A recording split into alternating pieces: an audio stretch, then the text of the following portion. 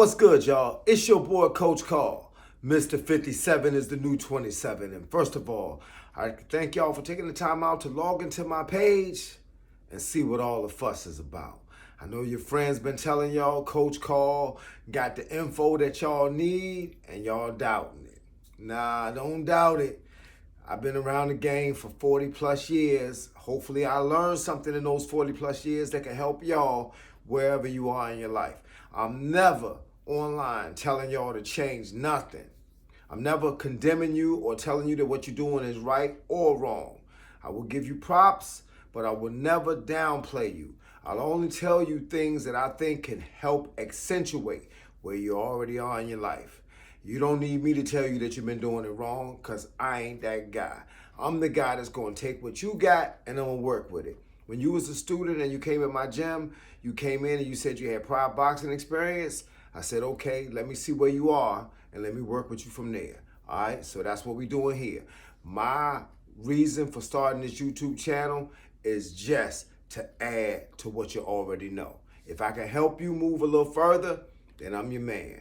But I will never tell you that what you're doing is wrong. I will never tell you that what your coach is teaching you is wrong, because everybody coach is different. There are more than 1,000 ways to do one thing. With that being said, let's get started. Now, every now and then, go online and I look at my comments and I write down a couple of questions that people have asked me, and then I make a video and I talk about those questions and get a chance to answer them live. Well, this is that video. As y'all can see, your boy repping VA, because that's where I'm from. So right here, excuse me, I got my trustworthy notepad. As you can see, I put a lot of notes in my notepad. Now, we're going to start off with, what is my name? My name is Coach Carl Parker. I'm from Hampton, Virginia, and I'm a former martial art and boxing coach for over 40 years. Let that sink in. All right, I got a little bit of experience in the game. Now, start with the questions. What made me start my YouTube channel? Some people say you start YouTube channels because you want to get rich. You start YouTube channels because you want to talk trash to people. Nah, I have a son. My oldest son is 32 years old, and he just went in the military about 3 years ago. He was a supervisor at FedEx and decided that he wanted to go in the military. And he's a former martial artist and a former boxer. All my kids are. I have 3 kids, 2 sons and 1 daughter. And so he's in Germany. So he said, can you send me a video hitting the bag, showing me a routine that I could do? So when I sent it to him, I had a YouTube channel for about maybe 4 or 5 years before I sent it to him. But the only reason I created a YouTube channel is to be able to get the stuff off my phone, because I record so many videos of me hitting the bag, of different students that I had in the past hitting the bag and sparring and different things like that, that my phone always said it was full. So in order for me to get the stuff off my phone, I put it on a YouTube channel. It was a private YouTube channel. Everything was set at private or set at unlisted. So when my son asked me to send him a video, I had to make it public so I could send it to him in Germany so they can get it on their servers and all that kind of stuff. And once they did that, he was able to look at it. Well, I realized about 2 weeks after I sent it to him, it had something like 5,000 views. And I was like, 5,000 views for a video that I sent my son. So the second time I sent the video, had something like 8,500 views, and he was saying that some of his friends was watching the video, etc., etc. So then I decided to just make all the videos public from that point on. And little did I know, in the first 60 days, I had got 1,000 subscribers and 4,000 watch hours. So then I decided to monetize the channel. And as y'all know, y'all been watching my channel. My channel's been up about 10 months. And I'm this close right now. I'm like 29,500, somewhere around there. I'm close to being at 30,000 in 10 months. And people say, well, how did you do that? I mean, you must have had some kind of rabbit's foot or some kind of luck or something. Nah, I think what I teach is what people want to learn. It's just simple. What I teach, I think, is what people want to learn. And that's saying a lot. I mean, I'm not special. Don't get it twisted. I'm not special. I don't have no chip on my shoulder. I don't have no ego, none of that. But I just teach to where people can learn it. I come from a background of teaching people that just wanted to train like a boxer without actually boxing. So you got to have a program that's designed to train people, any kind of people. I had a room full of people. I had 131 students at the peak of my gym. How do you train 131 students all at the same time when they're different levels? You don't train them on the level, you train them on the time. So say for instance, I got a 3-minute time frame. During that 3-minute time frame, everybody do the most that they can do for 3 minutes. So if it's hitting the bag for 3 minutes, your bag work and his bag work's not gonna be the same. But at the end of the day, both of y'all have pushed to y'all limit. So that's how I train people. So with that being said, I've got a lot of experience in training people, period. So maybe that's why my channel did what it did, because of y'all. But I appreciate it. And anything y'all need me to do for you, anything y'all need me to show to you, always leave it in the comments, and I'm sure it's gonna come up next. Second question, let's see. How do I eat? You mean, how do I barely eat? Because I'm the kind of guy, man, I never really ate a whole lot of food, but I drank beer and I ate snacks, honey buns and cupcakes and Twix and, and whatchamacallits, those bars. And one day I happened to walk past the mirror and I saw my stomach hanging over my belt, and it was not a sight that I wanted to see. So from that point on, I decided I was gonna go on a diet. So the first thing I did was cut out all the junk. And I started working out and started going for walks every day. And, I started off with a little small package. And a little small package turned into a bigger package. And for what I was doing 4 hours worth of training a day. I started off with 40 minutes. But it is what it is. But how do I eat? I'm a vegan, 100%. So I don't eat nothing that was alive but a plant. I don't drink no milk, and I don't eat no regular cheese. I eat non-dairy cheese. I don't drink milk at all. I drink water. All my proteins are plant-based. All my food is plant-based. I mostly eat vegetables when I eat. I'm the kind of guy that will wake up in the morning and I don't eat anything until at least 4 or 5 o'clock in the afternoon. And when I start eating, I eat for a minimum 1 hour, a maximum 2 hours, and I'm done. So that's 2 hours of eating out my day, maximum, and that's 22 hours to let the food digest in my system. That's why I eat the way I eat. So what I normally do is I drink 3 double protein shakes. So it's 100 calories per protein shake. It's 20 grams of protein per shake. And so you're talking about 200 grams of calories and 40 grams of protein for 3 shakes. So that's 120 grams of protein plus the stuff that I eat, which is not much. Those 3 protein shakes make me feel full. That gallon of water does the rest. I eat at least 2 protein bars per day, and then I just have vegetables. I have rice. I have some plant-based chicken, some plant-based fish. I eat peanuts, cashews, sunflower seeds, and pretty much that's the list. So in the course of a day, I don't eat no more than 16 to 1800 calories a day. I bring in about 140 grams of protein. I keep my carbs somewhere around 125. And everything else kind of goes down. My sugar, I'm not eating more than 25 grams of sugar per day. I'm not eating more than 50 grams of fat per day. And, that's pretty much how it is. So that's how I eat. I barely eat. So with that being said, I have trained myself discipline-wise to not eat a whole bunch of junk. So most of the time that means I don't eat that much at all. But I do drink that gallon of water every day, and I do drink those protein shakes every day, and everything else is a crapshoot. So whatever I decide to put in, I put in, and I'm never full. I'm just, I eat the right foods. Let's see, what's next on the list?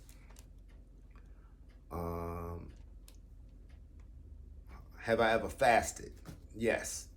I like fasts. Why? Because they challenge me. I've done all kinds of fasts. I'm talking about liquid fasts, water fasts, fast with just diet, salads. So let's say I did a liquid fast. That was just water, unsweetened iced tea, black coffee. I did that for 48 hours. I did a fast that was water, black coffee, unsweetened iced tea, and plant-based protein. I did that for 3 days. I did a salad fast where every day, excuse me, every day I ate a salad in the earlier part of the day and a salad in the afternoon. But it was a garden salad. So that was romaine lettuce, that was cucumber, tomato, croutons, plant-based cheese, plant-based dressing. I did 2 salads a day for 7 days. So I've done a lot. And I've also done the fruit salad where I've eaten apples, oranges, bananas, cantaloupe, grapes, and I did that one. And that one lasted about 3 days. I just like challenging myself. It's not because I'm trying to lose weight or anything like that, because I'm the weight I'm supposed to be at this point. I'm 5'6", 140 pounds, and as y'all can see, I'm in pretty good shape. But I like fasting because it challenges you. It makes you do something out of the norm. And most of the stuff that we do every day is normal. So we do what everybody else is doing. So let's see. What type of training do I do? I'm mostly into calisthenics. So even though I do some weight training, I do a lot of calisthenics, and I do a lot of weight training that revolves around big numbers in the set. So I'm talking big set numbers. So like right now I do 4 sets of 50 push-ups. Then I do 4 sets of 5 pull-ups, regular way, 4 sets of 5 reverse hand. Then I do 4 sets of 10 dips where I'm holding on and dropping down. I also do bicycle, elbow to knees on the floor. I do 2 sets of 100, and I wear 10-pound ankle weights when I do those.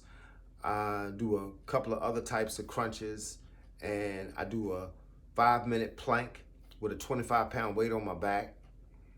And then I do shoulder shrugs with a set of 50s. I do 2 sets of 25 shoulder shrugs. I do 2 sets of 15 deadlift with the same 50s. I do 2 sets of 20 single arm obliques when you hold the weight here and you have your hand here and you see dropping your body like this. I do 2 sets of 20 using 150. And then I do bench pressing. Whether I do straight benching like this with the 50s, I do a set of 50. And I do 4 sets of 50. Or I'll do 4 sets of 50, alternating the hands. Most time I like to lay on the floor. Why? Because your elbows can't go behind your back, which means that I don't hurt my shoulders. Because in the long run, you want your shoulders to work. So I do that type of training. And I walk minimum 5 miles per day. I run a minimum 5 miles per day. So that's 10 miles every day, 7 days a week.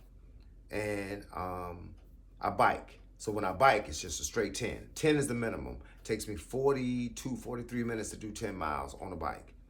So that's usually how I get down. Sometimes I'll run 10 miles instead of walking and jogging. Sometimes I'll walk 10 miles instead of running and walking. So it just depends. It depends on the day. But I don't let nothing stop me. That's the bottom line. It says, how many days a week do I train?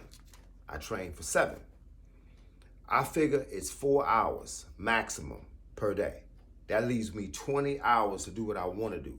So my philosophy has always been, you do what you have to do so that you can do what you want to do. Being in shape is the most important thing that we owe ourselves. That's what we owe each other. That's what each individual person owes himself, is to be in shape. The Bible says 70. So that's 70 years. That's what they promise you if you take care of yourself. But what happens if you don't? You leave a lot earlier. But if you take care of yourself a little bit better, you stay a lot longer. So with that being the case, I always say that God keeps you here because you got work to do. And I'm trying to help all y'all out. So I'm hoping that, thank you, Jesus. I'm hoping that he considers that the work that I'm supposed to be doing. Talking to y'all, helping y'all, progressing y'all on through y'all missions. It says, what would my advice be for someone starting out, whether it's boxing or boxing fitness? My advice would be to start off slow.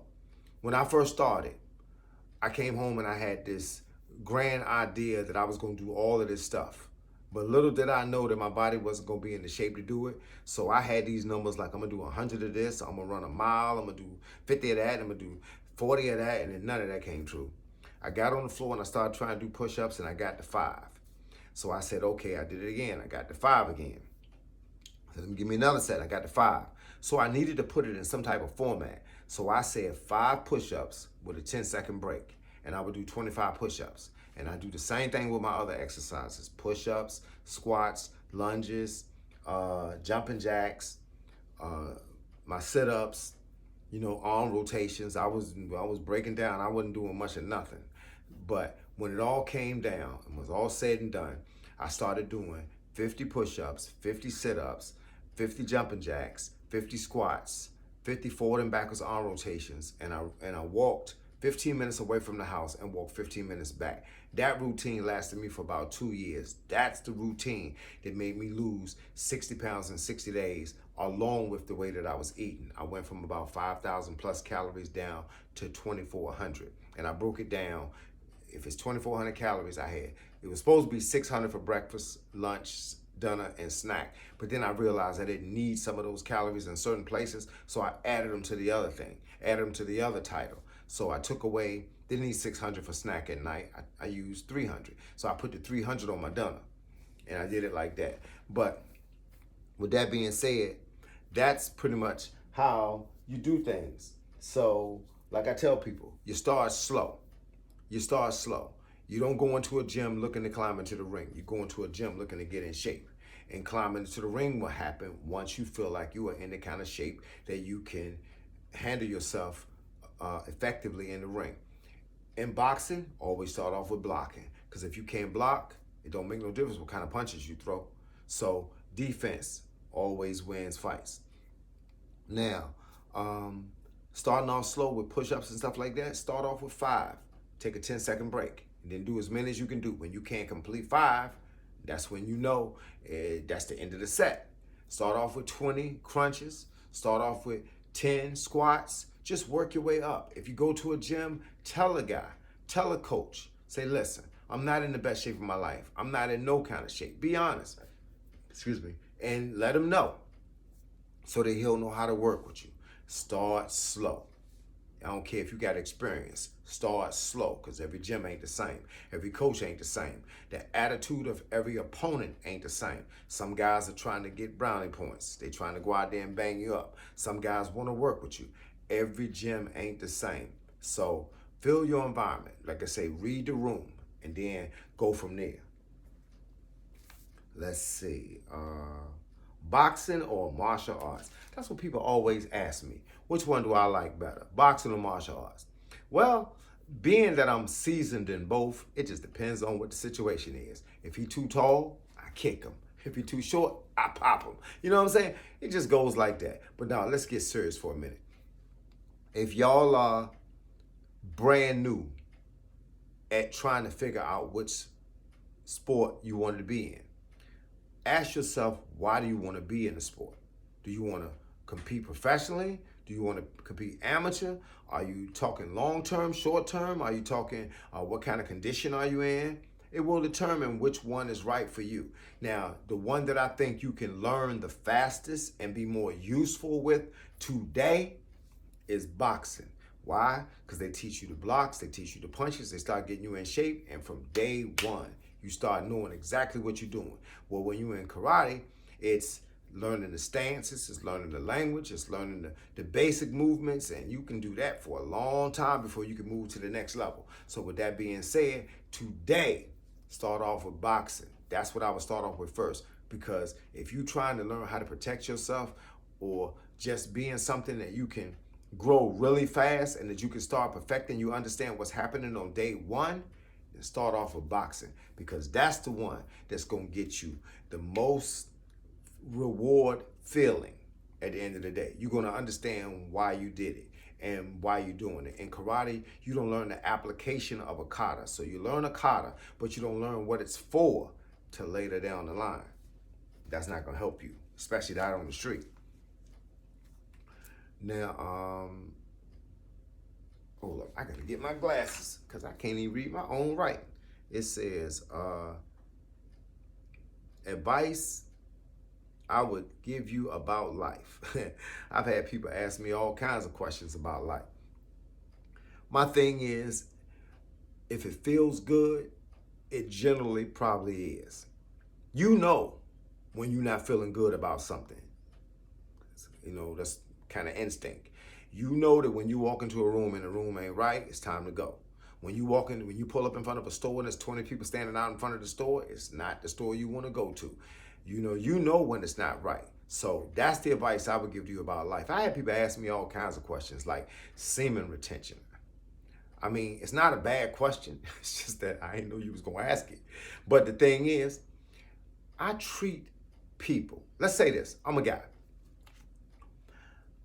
All my life, I've always been known as the guy that treats a girl or a woman like a girl or a woman, which means that I don't think that your job for being here is for me to ransack you, if that's a word I could use on the internet. I'm not here to ransack you. I'm not here to use your body for what I need to use it for. See, you're a human being just like me. I wouldn't want you to use my body for what you want to use it for, but not treat me like a man. So with that being said, I know what's right and what's wrong. So semen retention to me would mean I don't need it all the time. Do I want it all the time? Some cases, yeah, guys, but I try to have a tendency to look at the person like a human being. And I don't need to smack you, flip you, and rub it down every day. That ain't what life is supposed to be about. I would rather get to know you. I would rather spend time talking to you and we get to know each other, or we get to vibe from each other. So that's more important to me than how much I can get. Come on, man. Y'all know where I'm coming from. I didn't get 57 being stupid. Let's see. What are my future plans? I can't even read my own writing. What are my future plans? I think we all live a traditional lifestyle. I think we doing what our grandmothers and grandfathers did, what our mothers and fathers did, and now we doing it. We trying to teach it to our kids. So traditional means living in a house, buying cars, paying bills, getting up in the morning, going to work, and coming home, and not having much time for nothing besides a TV show and time to go to bed before you got to get up tomorrow and do the same thing all over again. That's a traditional lifestyle. That's the lifestyle I don't want to live. That's the lifestyle I'm living now. What I want to do in my future is buy me this RV, small RV, or Mercedes Sprinter, and I want to build it out like a house on the inside. And I want to do a different life. I want to come see y'all. I want to come to whatever city you in, and I want to just come in and sit down and talk to you about whatever you want to talk about. If you want me to show you some pad work drills, or if you want me to teach you how to eat differently, or if you want me to just listen to your problems, I'm good with all that. Y'all feel me? I'm good with all that. But I don't want to just sit in my house, get up in the morning, go to work, do whatever kind of work you do, then come back and just sit in my house. I mean, life is supposed to be bigger than that. We're supposed to see things. We're supposed to do things. And this is traditional. Everybody got an electric bill. Everybody got a water bill. Everybody got a cable bill. Everybody got a phone bill. Everybody got the landlord knocking on their door for whatever reason, want to come in and do a quick inspection and, tell you got a spot on your carpet or whatever the case may be. I don't know, whatever y'all go through. I don't go through a lot of stuff, but I go through enough stuff to know that I'm living what's considered to be a traditional life. In a traditional life, you can't get no far ahead than the guy next door. At the end of the day, we all got the same amount of money in our pocket. How do we avoid that? We got to change the game. We got to change the game.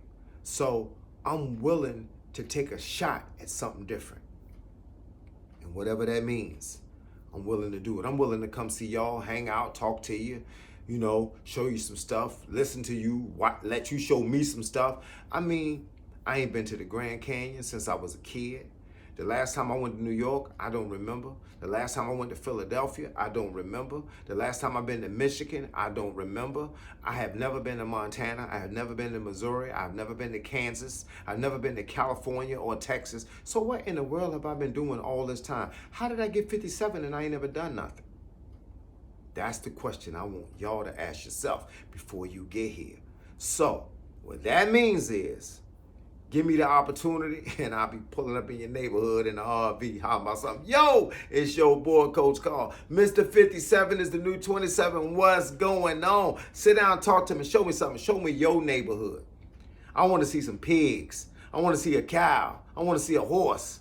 I want to see a motorcycle. You know, with them four-wheelers, with somebody riding a wheelie on that jump. I want to see all that. I want to go to Brazil. I want to go to China. I want to go to Japan. We are all human beings. I want to see the rest of my family. You feel me? Y'all my family. I want to come see you. So with that being said, let's make it happen, Captain.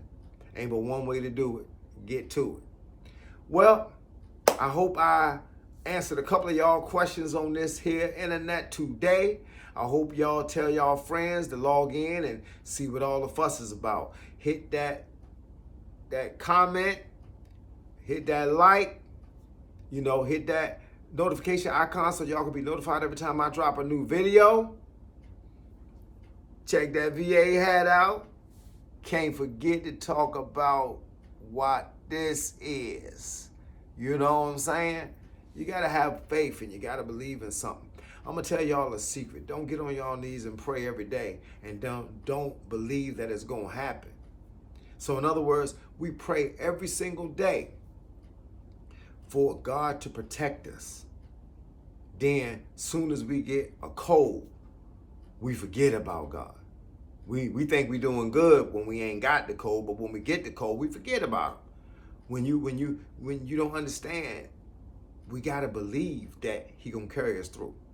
We gotta believe that he gonna make it right.